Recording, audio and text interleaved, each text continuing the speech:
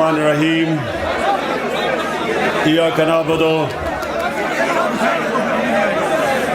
व इय्याका नस्तईन। थोड़ी खामोशी और यहाँ प्लीज बैठ जाए खामोशी। अच्छा जी, मैं सबसे पहले अपने कारकुनों को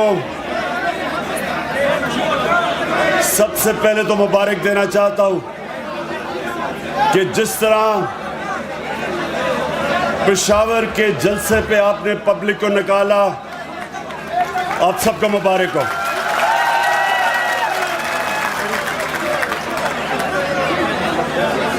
उसके बाद खामोशी बस। उसके बाद जो मेरा आज यहां आने का मकसद है वो ये कि मैंने आप सबको कॉल देनी है इस्लामाबाद की।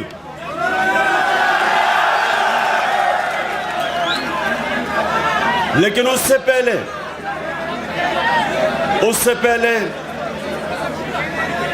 आपने गली गली मोहल्ले मोहल्ले निकलना है और लोगों को तैयार करना है। हमारी हकीकी आज़ादी की जो तहरीक है, आपने गली गली जाना है, मोहल्ले मोहल्ले, गांव गांव, सारी कौम को तैयार करना है कि ये एक पाकिस्तान की तारीख में फैसला कुन वक्त है। एक बाहर से एक इंपोर्टेड हुकूमत जो एक बैरूनी साजिश के तहत हमारे मुल्क के ऊपर मुसल्लत की गई, एक हमने उस साजिश को फेल करना है और दूसरा पाकिस्तान के करप्ट तरीन लोगों को 60% कैबिनेट जमानत पे है। इस मुल्क के बड़े बड़े डाकुओं को हमारे ऊपर बैठाया, जिनमें से जरदारी और ये शहबाज शरीफ और नवाज शरीफ इस मुल्क के सबसे बड़े डाकू हैं। 30 साल से ये चोरी कर रहे हैं मुल्क में, चोरी करके पैसा बाहर इनके ऑफशोर अकाउंट्स हैं, इनके बड़े बड़े महलात हैं, इधर से पैसा चोरी करके बाहर लेके गए। ये लोग पाकिस्तान आते हैं लूटने के लिए और फिर वापस चले जाते हैं जिधर इनकी सारी फैमिली बाहर है, इनकी छुट्टियां बाहर हैं, इनका इलाज बाहर है, इनकी बिजनेसेस बाहर हैं। इन लोगों को हमारे ऊपर मुसल्लत किया गया। मैं ये समझता हूं कि 1947 के बाद जब पाकिस्तान बना था, जब तहरीक पाकिस्तान चली थी, उसके बाद सबसे अहम फैसला कुन वक्त आज है कि हम अपनी हकीकी आज़ादी के लिए, अपनी जमहूरियत को बचाने के लिए सारी कौम मुनज़्ज़म हो और इनका मुकाबला करें। आपको फिर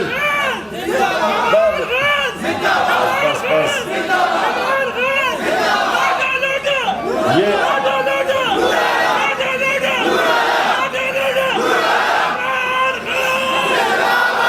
जी बस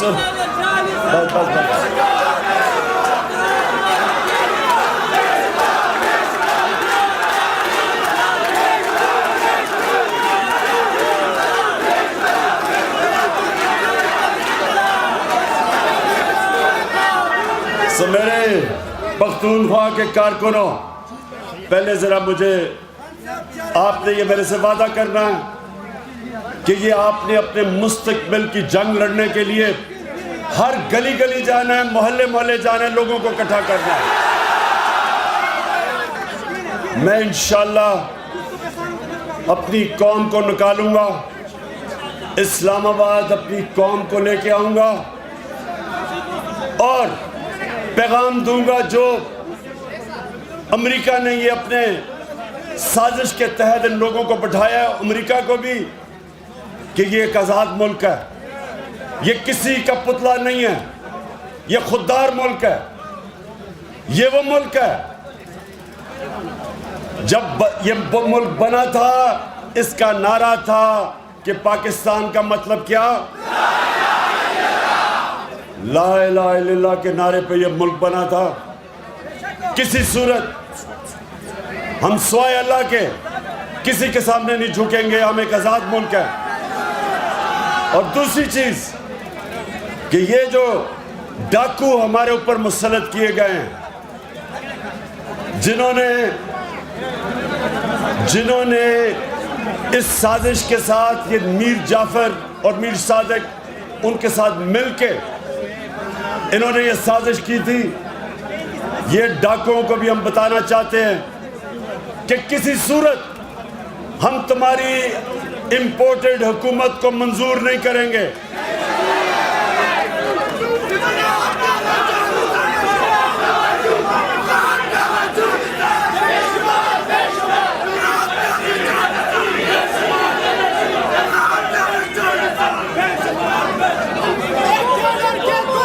मेरे पख्तूनख्वा के नौजवानों, ये जो आपका जुनून है, इसको भी बचा लें, इसको सेव कर लें, क्योंकि इसकी ज़रूरत पड़ेगी आपकी मुझे इस्लामाबाद में।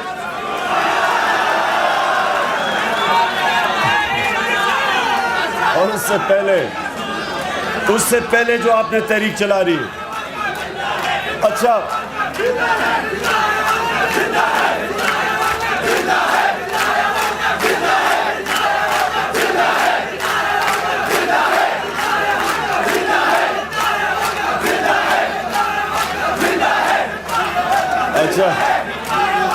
अच्छा, एक और वादा कि पख्तूनख्वा से कितने लोटे हुए, एक ही हुआ।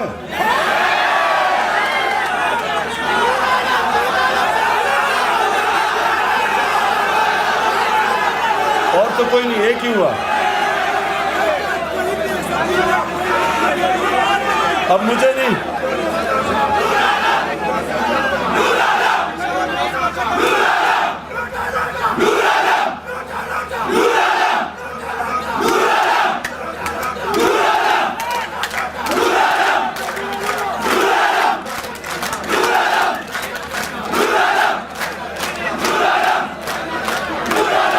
मेरे कारकुनों, एक मिनट सुने आपको,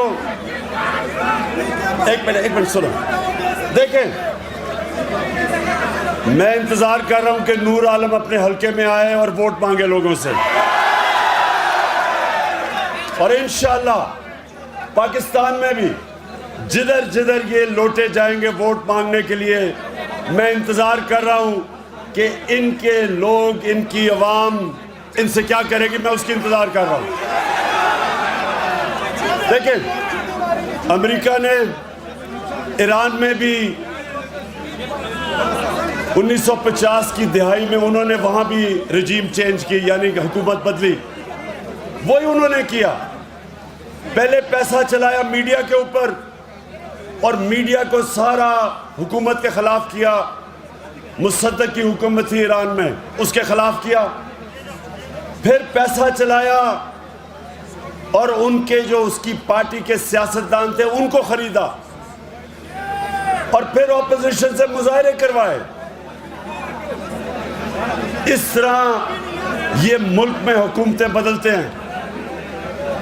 चिली के अंदर भी यही किया, पहले इन्होंने पैसा चलाया, ऑपोजिशन को इकट्ठा किया, फिर उसकी पार्टी के अंदर लोगों को खरीदा, मीडिया के ऊपर पैसा चलाया, और यही इन्होंने पाकिस्तान में किया। और ये तब किया, एक मिनट सुनो, एक मिनट। इन्होंने ये पाकिस्तान में तब किया जब तहरीक इंसाफ के कारकुनों, ये सुनो, 11 साल में सबसे कम हमारी हुकूमत में जो बैरून 5.6% के ऊपर वो बढ़ रही थी, 5.6% पे तब बढ़ी थी खसारा कम करके। सारे बर्रे सगीर में सबसे कम बेरोजगारी पाकिस्तान में थी। ये जो कोरोना था सारी दुनिया में तबाही मचाई। पाकिस्तान वो मुल्क था जो दुनिया ने मिसाल दी कि सबसे बेहतर तरीके से कोरोना वायरस का मुकाबला जिस मुल्क ने किया, टॉप 3 मुल्कों में उनमें पाकिस्तान था, जिसने अपने लोगों को भी बचाया, वायरस से भी बचाया, अपनी माइशत को भी बचाया। उसके बावजूद, और ये वो गवर्नमेंट, पहली गवर्नमेंट हटाई गई है जिसके ऊपर कोई करप्शन के इल्जामात नहीं, प्राइम मिनिस्टर को कोई बाहर बड़े बड़े मालात नहीं खरीदे, कोई फैक्ट्री नहीं लगाई, कोई रिश्तेदारों को ऊपर नहीं लेके आया। और हमारी हुकूमत को साजिश से तब गिराया गया जब इनको पता था कि मुल्क हमारी गवर्नमेंट हर मुश्किल वक्त से निकल गई। जो महंगाई की बात करते हैं सारे, मैं आज भी कहता हूं कि दुनिया में सस्ता तरीन मुल्क आज पाकिस्तान है।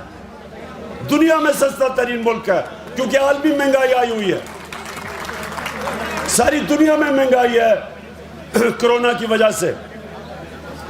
और उस महंगाई के अंदर जो सस्ता तरीन मुल्क आज भी पाकिस्तान है।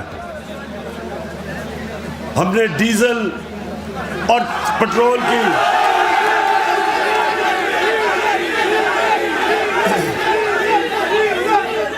मुल्क हमने टैक्स सबसे ज्यादा इकट्ठा किया और उस टैक्स की वजह से, क्योंकि ज्यादा टैक्स इकट्ठा किया, हमने अपने लोगों के लिए पेट्रोल और फजल रहमान की कीमत कम रखी।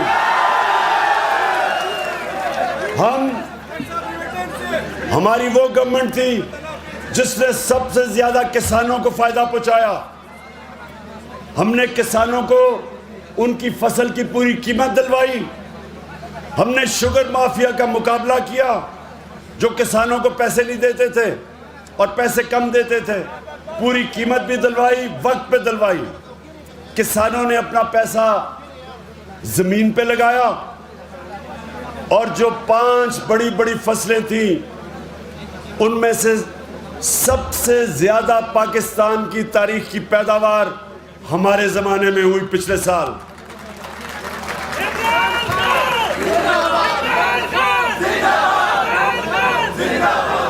तो मेरे कारकुनों,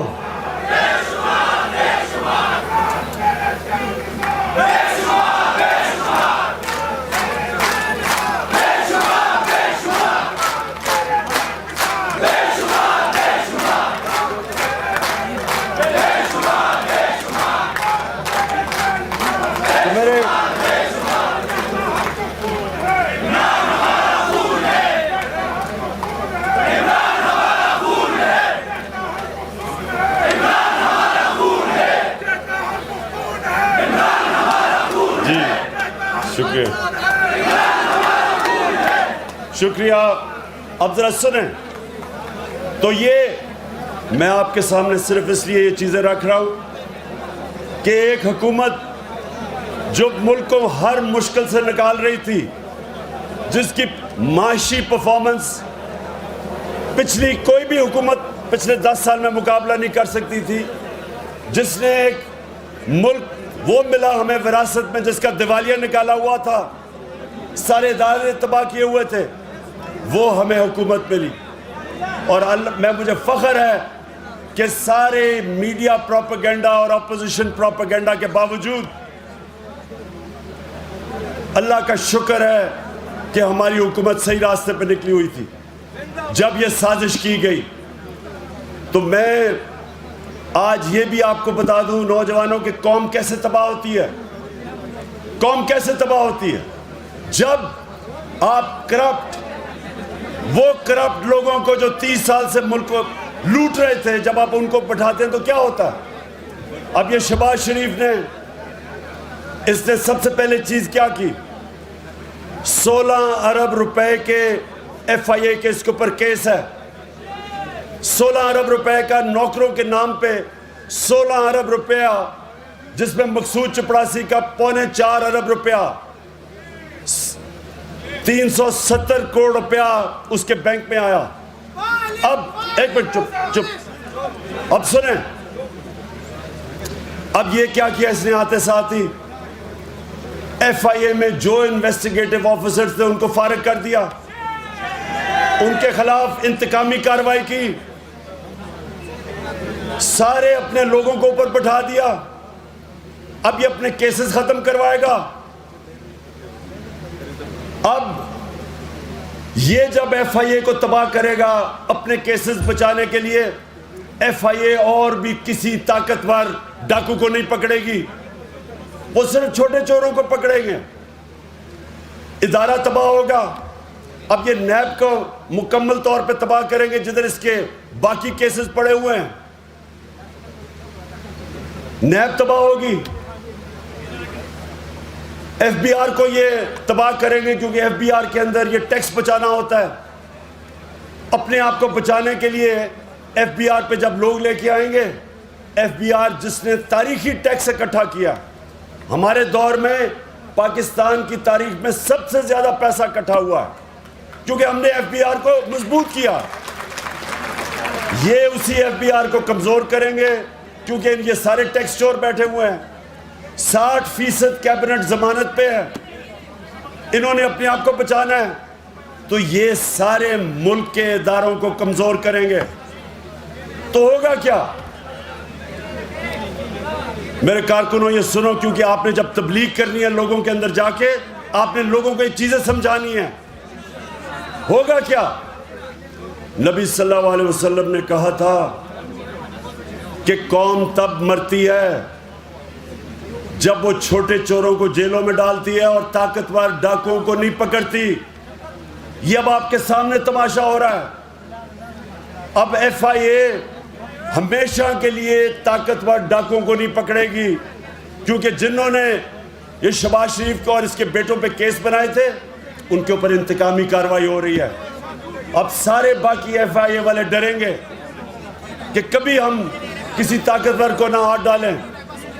हमें पहले मुश्किल थी, सरकारी नौकर डरते थे जब हम उन्हें कहते थे कि जो बड़े बड़े मुजरिम पे हाथ डालो, तो सरकारी नौकर डरते थे, गवर्नमेंट ऑफिशियल्स डरते थे, क्योंकि उनको डर था कि ये वापस आके इंतकामी कार्रवाई करेंगे। अब ये साजिश के जरिए इसी शहबाज शरीफ और शरीफ खानदान को वापस लाया गया, और अब ये सारे इदारे इस मुल्क के तबाह करेंगे जो इन्होंने पहले किए हैं। कभी कोई गवर्नमेंट जो इदारे तबाह करती है, कभी दुनिया की तारीख में वो कभी ठीक नहीं कर सकती। और जब इदारे तबाह होते हैं तो मुल्क तबाह हो जाता है। जो गरीब मुल्क हैं वो गरीब इसलिए नहीं है कि वहाँ वसाइल की कमी है, वो गरीब इसलिए है कि उनके इदारे तबाह हो जाते हैं। वो ताकतवर डाकुओं को, मुजरिमों को नहीं पकड़ सकते, वो सिर्फ छोटे चोरों को पकड़ते हैं। वो जो लोग यहाँ से पैसा चोरी करके लंदन में महल्लात खरीदते हैं और बड़ी बड़ी बिजनेसेस चलाते हैं चोरी के पैसे से, गरीब मुल्कों का जो निज़ाम है वो इन लोगों को नहीं पकड़ सकता, इसलिए वो गरीब होते हैं, इसलिए गुर्बत होती है। तो ये जो दूसरा बड़ा एक तो साजिश हुई, दूसरा इन चोरों को जो हमारे ऊपर मुसल्लत किया गया है, इनके खिलाफ सारी कौम को खड़ा होना इसलिए है कि हमारे मुल्क का मुस्तकबिल अब खतरे में है, हमारे बच्चों का मुस्तकबिल खतरे में है। इसलिए बस पहले सुन लो, पहले बात सुनो, क्योंकि आपने जाके तबलीग करनी है लोगों में। आपने लोगों को एक मिनट सुनो देखिए मेरे कारकुनों, सुनो गौर से बात। अब नारेबाज में मारना, पहले आपने अब लोगों के पास जाएंगे, आप उनको क्या कहेंगे? सबसे पहले आप उनको कहेंगे कि ये सारी साजिश तब शुरू हुई जब अमेरिका ने फैसला किया इमरान खान को हटाने का, उनका अंडर सेक्रेटरी वॉशिंगटन में डोनाल्ड लू, उसने आके हमारे अमेरिका के एम्बेसडर को धमकी दी कि अगर तुम इमरान खान को नहीं हटाओगे तो पाकिस्तान को मुश्किलात का सामना करना पड़ेगा। और फिर कहा कि अगर इमरान खान को अदम एतमाद की वोट पे आपने हटा दिया तो फिर हम माफ कर देंगे। गुलामों को माफ किया जाता है, आजाद लोगों को माफ नहीं किया जाता। हम माफ कर देंगे, क्योंकि उनको पता था कि ये जो इस मुल्क का करप्ट तरीन माफिया, ये तैयार बैठे थे उनको ऊपर लाने के लिए। उन्होंने कहा कि जब भी इमरान खान को हटाओगे हम तुम्हें माफ कर देंगे, क्योंकि उन्हें पता था कि ये चोरों को उन्होंने ऊपर लेके आना है जिनके पैसे बाहर पड़े हैं। और जिस लीडर के पैसे बाहर मुल्क से पड़े हों वो कभी अपने मुल्क की आज़ादी के लिए नहीं खड़ा हो सकता, वो इनकी हमेशा गुलामी करता है। तो इसलिए आपने लोगों को ये चीज़ें बतानी है कि ये आज़ादी की जंग है, हकीकी आज़ादी की जंग। और फिर आपने उनको ये बताना है कि ये जो लोग आए हैं ये पाकिस्तान के करप्ट तरीन लोग, जिन्होंने मुल्क का इन दोनों 10 सालों में इन दोनों पार्टीज ने जो आज सारे इक़्तिदार में है 4 गुना ज़्यादा कर्जा बढ़ाया, जिसकी कीमत आज हम अदा कर रहे हैं उसके ऊपर सूद दे के। ये वो लोग हैं जिन्होंने इस मुल्क के इदारे तबाह किए अपनी चोरी करने के लिए। इसलिए आप सब तैयारी कर लें कि आपने लोगों को कहना है कि हमने किसी सूरत इन चोरों को कबूल नहीं करना, और आपने लोगों को गली गली में तैयार करना है। और आजकल इबादत की रातें हैं, आप मस्जिद में जाएं, तरावियाँ पढ़ें, और तरावियों के बाद आप ज़रूर वहाँ लोगों से बात करें, उनको समझाएं कि ये इस मुल्क की सलामती, उसकी आज़ादी, उसकी सॉवरेंटी का इशू है। और आपने उन लोगों को सबको तैयार करना है कि ये सिर्फ तहरीक इंसाफ की नहीं, ये पाकिस्तान की जंग है। 27वीं रात को, जुमेरात की रात को हमने फैसला किया है कि उसको हमने शब दुआ, मैं खुद मौलाना तारिक जमील के साथ उस दिन दुआ करूंगा। सारे आपने हम सब बस आप सब के लिए हम बंदोबस्त करेंगे, स्क्रीन्स लगेंगी वहाँ उस दुआ के ऊपर, सारे जिधर भी पाकिस्तान में हम हर जगह के ऊपर हम वो स्क्रीन्स लगाएंगे। 27वीं की रात को 10 बजे हम सब अपने मुल्क की आज़ादी के लिए, सलामती के लिए दुआ करेंगे। इस मुल्क के मुस्तकबिल, अपने बच्चों के मुस्तकबिल के लिए दुआ करेंगे, और इसकी आज़ादी के लिए और इन चोरों से आज़ादी के लिए।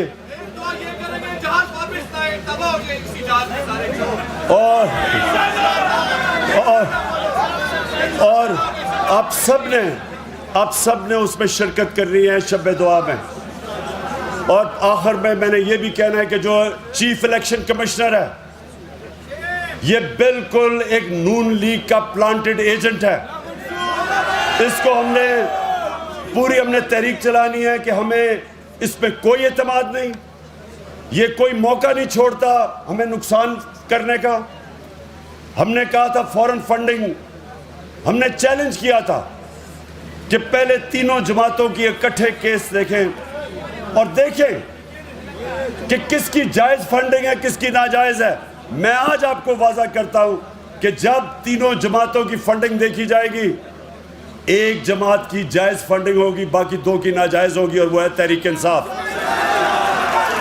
हम इसके पास कोई इखलाकी जवाज़ नहीं है चीफ इलेक्शन कमीशन रहने का। हम डिमांड करते हैं कि कभी भी जो अंपायर होता है हमेशा वो गैर जानबदार होता है।